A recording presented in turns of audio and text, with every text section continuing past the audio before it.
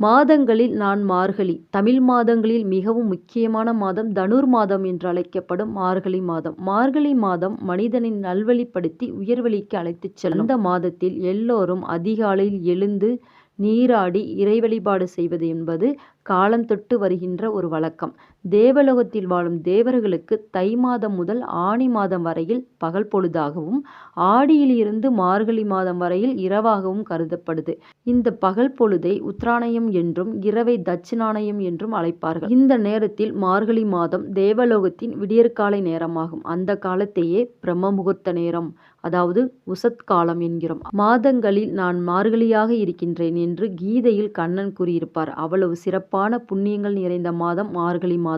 இப்படி சிறப்பு வாய்ந்த இந்த மார்கழி மாதத்தில் நாம் அதிகாலையிலே எழுந்து நீராடி இறைவனை வணங்கினால் ஆரோக்கியத்துடனும் குடும்பத்தில் ஐஸ்வர்யம் பெருகி வாழ தேவர்கள் நமக்கு ஆசிர்வதிப்பார் என்பது நம்பிக்கை. இவ்வளவு சிறப்பு நிறைந்த மார்கழி மாதம் வருகின்ற செவ்வாய்க்கிழமை 16/12/2025 வர இருக்கிறது. அன்றிலிருந்து பிரம்ம முகூர்த்த நேர வழிபாடு செய்யுங்க.